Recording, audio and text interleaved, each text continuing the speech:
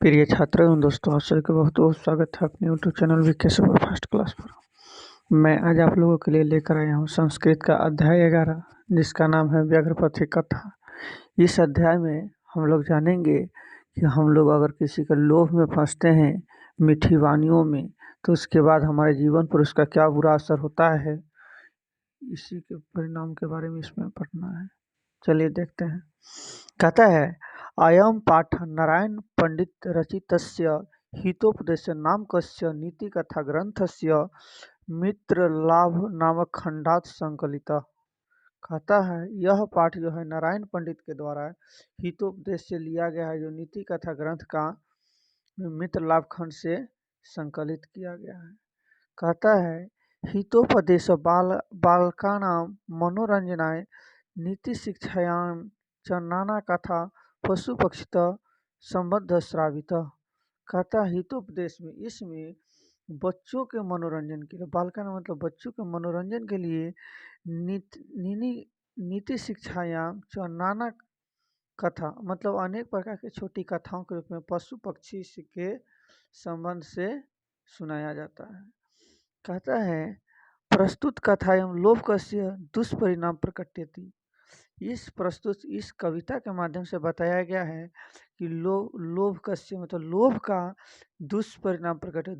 लोभ का क्या बुरा परिणाम हमारे जीवन में होता है, उसके बारे में बताया गया है। कहते हैं, पशु पक्षी कथन मूल्य मानवानां शिक्षेतु प्रभुतां भवति इति एतादृश्यं कथा भी ज्ञायते। और कहा गया है कि पशु पक्षी कथा का मूल्य मनुष्य की शिक्षा के लिए अधिक है, ऐसा कथाओं की अवलोकन करने से जाना ज्ञाते मतलब जाना जाता है। चलिए आगे देखते हैं। कहता है, कश्चित व्याघ्र स्नात कुशहस्ति सरस्तीरे वृत भो भो पंथा। कहता है, कश्चित व्याघ्र कोई बाघ स्नान करते हुए तालाब के किनारे सरस्तीरे भो भो पंथा बोला, कहा, सुनो रे पथिक। क्या बोला? भो भो पंथा मतलब सुनो रे पथि, इदम स्वर्ण कंगनम गृहीताम। यह जो सोने का कंगन है, इसे तुम ले लो, इसे तुम ले लो। ततो लोभा कृष्टेन किंचित तापथ्य नालोचितम भाग्यन संभवित। और वो कहते हैं कि यह सोने का कंगन ले लो। तब लोभ से खींचे गए बटोही ने विचार किया कि ये शायद हमारे भाग्य से ही ऐसा संभव है, जो इस तरह का मुझे, इसको ऑफर कहिएगा ना, कि इस तरह का हमें जीवन में ऑफर मिला है। ऐसा किसी को मिलता है तो लीजिए, ऑफर नहीं मिलता है तो क्या होता है इसका परिणाम। कहता है, कित्वसी मन ता आत्म संदेह प्रवृत्ति विद्यते यत् की। लेकिन उसके मन में क्या होता है, एक संदेह होता है, प्रवृत्ति विद्यते, उसको ऐसा लगता है यत् की अनिष्टादिष्टा लाभे अपि न गर्जति शुभा यात्रास्ते विसंसंगरे अमृतम तदपि मृत्यवे। एक बार और सुनिए, अनिष्टादिष्टा लाभे अपि न गर्जयते शुभा यत्रास्ते असंसर्गे मृतम तदपि मृत्युते। कैसे? जैसे अनिष्ट के कारण से अभिष्ट का लाभ होने पर भी कल्याणपूर्ण अवस्था नहीं होता है, उसी प्रकार द्रव्य में विष संसर्ग है, वह अमृत हो भी मृत्यु के लिए हो जाता है। जैसे कोई एक जल है और उसमें क्या होता है, वो कहता है इसको, लेकिन उसमें अगर मृत्यु, अगर एक थोड़ा सा विष पर जाने के बाद हमको शक रहेगा कि नहीं, कि अरे ऐसा होने वाला नहीं था, फिर भी ये कैसे हो रहा है। शक तो थोड़ा होगा कि जो कभी हम किसी को जाने नहीं, आज वो ये करके दिखा रहा है। चलिए देखिए आगे कहता है, किंतु सर्वार्थ जाने प्रवृत्ति संदेह है। वो कहता है, किंतु धन उपार्जन की सभी क्रियाएं में संदेह ही है। जिंदगी में अगर आपको कुछ आगे बढ़ना होता है, कोई काम करते तो आप थोड़ा रिस्क लेना पड़ेगा आपको जीवन में, तभी आप उसको हासिल कर पाइएगा। किसी सिर्फ सोचने से कुछ नहीं होता। वही संदेह के बात में कहता है, तनिरूप तनिरूपयामी तावत। कहता है कल्याणपूर्ण अवस्था, जैसे कि इस कारण से पहले निश्चय करता हूँ। बहुत लोग क्या सोचते हैं किसी चीज के बारे में, प्रकाश अमृतो कुत्र तत्व कंगणम व्याघ्रे हस्त परसर्यति।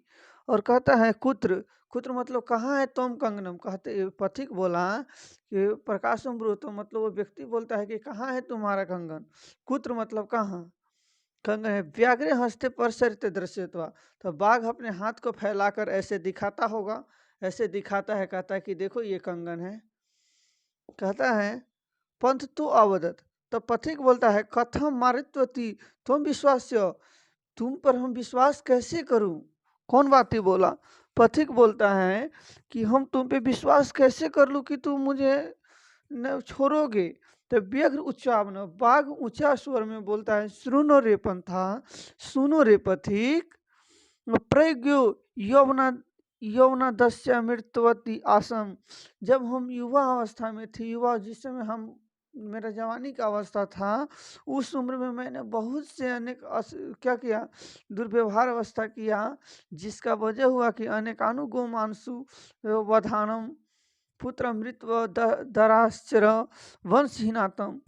हम अनेक गायों को जो है वध कर दिया अपने, जिसका नतीजा हुआ कि अनेक मनुष्यों को, जिससे मेरे बच्चे, मेरे बीवी, उस सब के सब क्या हो गया, खत्म हो गया। मैं वंशहीन हो चुका हूँ, वंशहीनाश्य, मेरे पास अब वंश में कोई नहीं रह गया है। तो के नाश्चित धार्मिक को ना हमें दृष्ट व, तो एक आध्यात्मिक इंसान हमें बोला कि दान धार्मिक शर्तु भगवान, आप अपने जीवन में अंतिम समय में भी एक दान उन कर लीजिएगा, तो आपका जीवन में जितना भी पाप कर्म किए तो सब पाप कर्म आपका खत्म हो जाएगा। तो कहता है वो वधान्य पुत्र कहा, कहे तदुपदेश देशा दीदान मिहम सनास्तिले दाता वृद्धो गलित कथम न विश्वास भूया। तो उनका उनके उपदेश के आधार से हमने अपने जीवन में इस तरह का बिहेव करना, मतलब ऐसा व्यवहार करना कि अब अंतिम समय में कुछ दान उन कर ले कि जीवन में हमें पुण्य की प्राप्ति हो सके, है ना। तो कहता है सनान स्थिली तथा वृद्ध हो गलित नकदंती, और देखते हो अब मेरा नक भी गल गया है, मेरा दांत भी गल गया है, और फिर तुम तभी भी तू विश्वास भूमिया, तभी भी तुम हम पे विश्वास नहीं करते हो। माया च धर्मास्त्राण्यध्ययनम धर्मशास्त्राण्यधीतानि शृणु। और मैंने अपने एक जीवन में बहुत सारे धर्म शास्त्रों का भी क्या किए हैं, सुने हैं। जब लोग विद्वान लोग पढ़ते हैं सुनो द्रैत, यह बात कौन बोल रहा है, बाघ बोल रहा था, किसको, इस पथिक को कह रहा था दरिद्राभन्य कौनते माँ प्रेक्षेश्वरे धनम व्याधिष्ट में क्यों औषधि पंथ निरुजस्य किमोषधि किमोषधे। एक बार और सुनिए, दरिद्रा नाम भर कौनते, कहता है कि हे कुंती पुत्र, दरिद्र को पोषो, मतलब अगर कोई इंसान गरीब है तो उससे आप जरूर एक बार धन दे। माँ परीक्षेश्वरे धनम, दो पड़ोसी को धन कहे छे, और जो खुद व्यक्ति धनी है उसको धन मत दीजिए, धन उसे देना है जो इंसान इस जग में गरीब है। तो कहते हैं व्याधित्म औषधि पंथ निरुजस्य किम औषधि, और कहता है क्योंकि रोगी के लिए औषधि की जरूरी होती, हितकार के लिए, जो निरोग है उसके लिए औषधि की कोई आवश्यकता ही नहीं है। मतलब आवश्यकता होता है तब हमको उस चीज़ की आवश्यकता जरूरत पड़ती है। तो अगला लाइन में कहता है दात्यमिति यदानम दियते अनुपकारणीय ने देश काले च पात्र च ददानम शक्ति विदुह। कहता है देना चाहिए ऐसा विचार कर जो दान पुण्य क्षेत्र में पवित्र समय संक्रांति आदि में विधाओं आदि से उक्त सत्य पात्र में दिया जाता है, उसे स्वादिष्ट दान जाने जाते हैं। मतलब हम दान ऐसा जगह पर करें अपने जीवन में कि लगे कि नहीं मैंने उन इंसानों को किया था, शायद इसी के वजह से उनका जीवन में आगे की ओर बढ़ सके हैं। वैसे इंसान को नहीं दीजिए कि कितना भी कर दीजिए उसको कोई पता है क्या कर दिया तू हमारे लिए, तो नहीं, वो गलत है। कहे तद्रस्ते सरसी स्नात स्वर्ण कंगनम गृहतम, और कहता है इस कारण से तालाब में स्नान करने करके इस सोने के कंगन को ले लो। बाघ कहता है ये जो सोना के कंगन तुम लेगा ना, तो पहले तुम इस तालाब में स्नान करो, उसके बाद हम तुमको देते हैं। तो कहे ठीक है, आप कहते तो होता है। तो याब दसो तद्वच्च प्रति लोभास्त्र सनास्तु प्रविष्टि ही तत्व पंक निमग्न प्लायत मिक्षति। वाह, कहता है जब वह पथिक व्याघ्र बाघ की आवाज को सुनकर प्रसन्न हो जाता है और लोभ से स्नान के लिए उस तालाब में फंस जाता है, तभी वह जो है कीचड़ के दलदली में डूब जाता है। बेचारा के क्या हाल हो गया भाई। पंख के पति तो दृष्टवा व्याघ्र अवदत, जैसे ही वो पथिक जो है उस तालाब में गया तो उसके बाद वो कीचड़ में फंस गया। तो व्याघ्र अवदत, बाघ बोला आह कि महापंख के पति तो असी आह, मतलब कहता कि आप पंख में फंस गए हो कीचड़ में। तो अत हस्त माथु अस्तु वाह महमूताभ्यमिति, कहता है अच्छा चिंता मत कीजिए, इस इत्युक्त सुवासन सने रूप में 3 व्याघ्र धृत तो पंथ चिंतती, कहता है कि अब चिंता मत कीजिए, हम आपके पास धीरे धीरे आ रहे हैं। अब इसको तो धीरे धीरे चिंता सताने लगा, किसको, पथिक को। की बात है भाई। कहे अवशेष निद्र चिंत्यंतानाम हसिस्तम तानामियु क्रिया दुर्भाग्य प्रायण ज्ञान भारम क्रिया बिना। तो कहते हैं, क्या कहते हैं, इंद्रिय और चित्त को वश में न करने वाले मनुष्य में के कर्म हाथी के स्नान के समान होता है। जिस प्रकार हाथी जो है जब किसी तालाब में जाता है तो उसको सारा जग लगता है कि हमसे बड़ा कोई है ही नहीं, और जब वह व्याघ्र अति जब विकट परिस्थिति में फंसता है तब उसे याद आता है वो हमने अपने जीवन में कितना बड़ा गलती कर गया।